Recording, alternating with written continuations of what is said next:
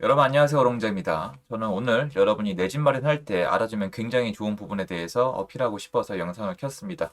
기사도 큰 도움이 될 것 같고요.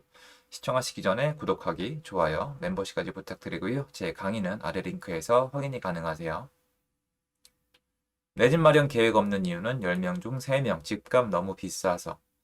집값 비싸죠. 많이 비싸졌습니다. 요새는 물가가 올라서 싼 게 없는데요. 제가 여러분한테 뻔한 얘기 하려는 게 아니고요. 제가 예전에 했던 내용인데 오늘 한번 정리를 해보겠습니다. 일단은 우리 선배 세대, 어른들도 마찬가지고 집값이 싸다고 느낀 세대는 없고요. 그리고 집값이 지금 어지간히 떨어져 봤자 비싸다고 느낄 거예요. 왜냐면 많은 분들이 대부분의 사람들이 근로를 하고 있고 본인의 근로소득을 기반으로 집값을 측정하기 때문인데 제가 말씀드렸지만 이 자산 시장은 여러분의 근로소득을 기반으로 계산되고 있지 않기 때문에 잔인하지만 좀 그렇죠. 이게 알고 보면 사람 욕심 아닐까요? 이게 내 연봉에 맞는 집은 성에 안 찰 거 아니에요. 제가 이런 거 어디서 느끼냐면 이건 당연히 저도 자유로울 수 없는 부분인데 제가 예전에 한번 소개시켜드린 적이 있잖아요. 제 아는 분이 결혼 정보 업체로 지금 창업으로 성공을 하셨어요. 자주 연락드리는 건 아닌데 수강생 분이셨는데 재테크도 잘하시고 사업도 잘 되신 분이고 저는 부자 되실 것 같아요. 다 말씀은 안 해주셨지만 이 선생님이 저한테 해준 말씀이 있는데요. 사람이 정말 결혼정보 업체에 오면은 정말 100이면 100 나오는 성향이 있대요. 뭐냐면 어, 이게 결혼정보 업체가 매치를 해주는 게 사실은 현대인들이 물론 그게 안 되겠지만 인간이 그러면 안 될 수도 있겠지만 그 매칭이 사실은 본인의 채점 결과에서 남녀라는 그 특성 조건을 넣고 매칭시킨 거거든요. 근데 10명 중에 10중 8구는 불만족스럽다는 거죠, 그게. 날 왜 이런 애를 매칭시켜주지? 예를 들어서, 남자는 내가 연봉이 이렇게 높고 내가 차를 이렇게 좋은 걸 타는데 왜 이런 여성분이 나왔지? 결혼정보업체가 나를 우습게 하나? 여성분은 내가 지금 이 정도 갖추고 있는데 왜 이런 남자가 나왔지? 이거 업체 바꿔야 되나? 이게 문제가 많다라는 겁니다.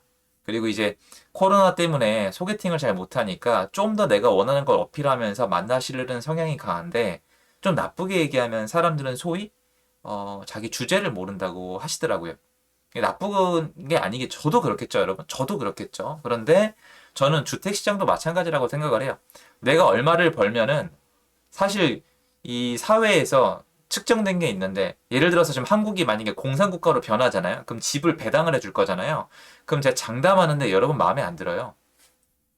여러분이 이렇게 생각하잖아요. 공산주의로 바뀌면 내가 버젓이 있다가 제가 예전에 그 글을 읽고 기절할 뻔했는데 지금 강남 집 받으실 것 같잖아요. 뭐 얘기는 안 할게요. 근데 강남 집 못 받으세요. 강남 집은 다 정해져 있어요. 공산국가로 전환되면은 고위직들이 있기 때문에 강남 같은 소리 하지 마시고 저기 가셔야 되거든요.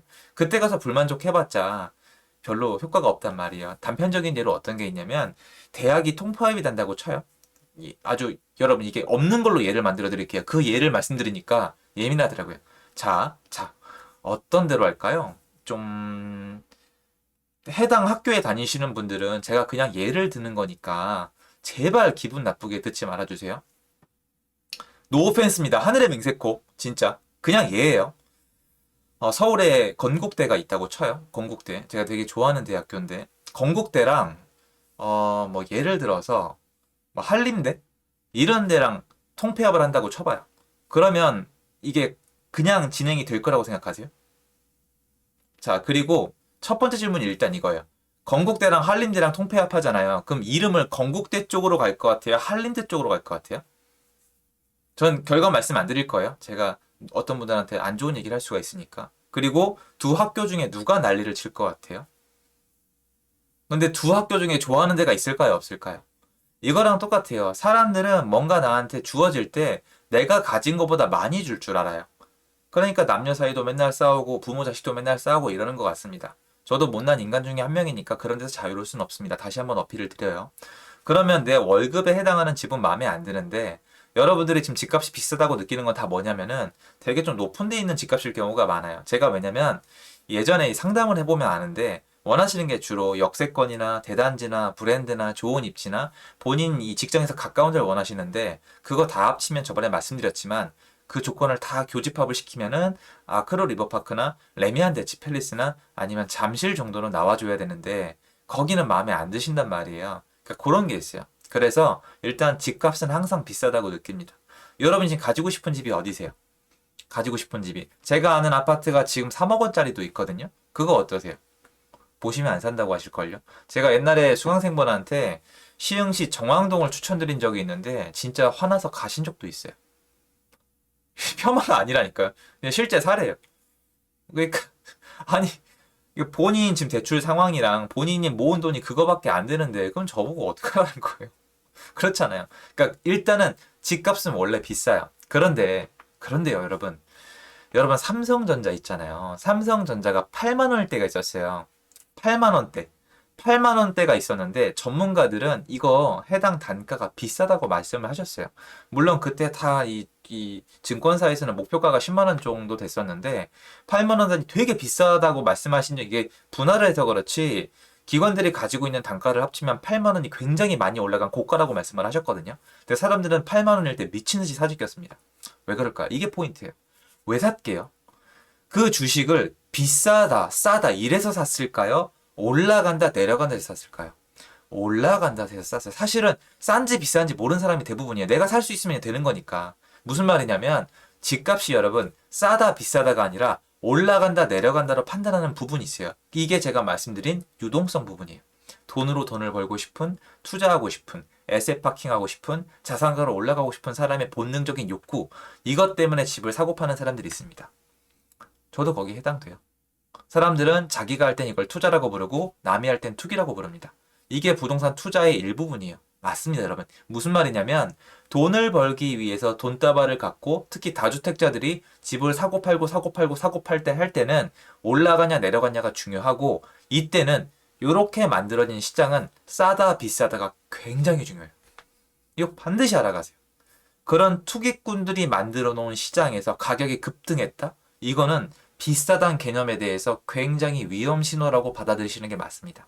예를 들어서 형태도 없는 뭐 어떤 걸로 할까요, 여러분? 뭐 분양권도 있고 재개발도 있고 여러 가지가 있는데 그냥 아파트로 할게요. 아파트가 있는데 전혀 올라갈 이유가 없어요.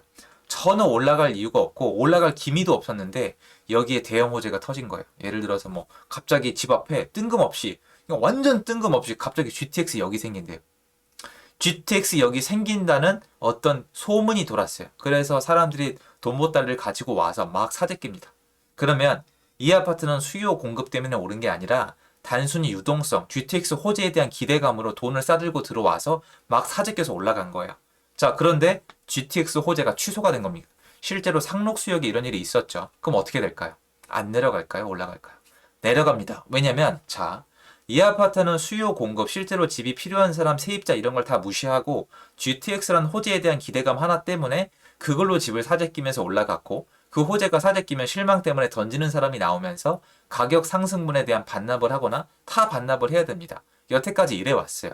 근데 지금 시장을 지켜보셔야 되는 게 과연 이런 기대심, 투기꾼들이 올려놓은 시장인지 아니면 정말 시장 전반적으로 공급이 부족해서 아니면 화폐 가치가 내려가서 아니면 건설 단가가 올라가서 아니면 정말 전월세 시장에 문제가 있어서 주택 시장의 수요 공급이란 큰 그림에 정말 빨간불이 들어와서 올라간 건지 반드시 구별을 하셔야 돼요. 제가 정답을 말씀드리지 않겠습니다. 제가 생각하는 게 정답이 아닐 테니까요. 그런데 판단은 하세요. 집값이 비싸다고 생각하는 여러분, 집값이 비싸서 내 집 마련 계획을 없앤 분들 아니면은 전월세를 선택하는 분들 여러분 결정 존중해요. 그런데 이거는 제 영상을 보셨다면 한 번만 생각해 주세요. 여러분이 비싸서 못 산다고 생각하는 그 집이 올라서 비싸서 못 산다면 그게 과연 투기꾼들이 막 사재 껴서 유동성으로 투기 심리 하나로 올라간 건지 이러면 사시면 안 되겠죠. 뭐 다 다르겠지만 그러면 내가 너무 비싸다고 느끼는데 유동성이 들어와서 투기꾼들이 올려놨다. 그리고 더 이상 내가 봤을 때 걔네가 더 이상 들어올 이유가 없다. 지금 못 들어가거든요. 취득세 때문에.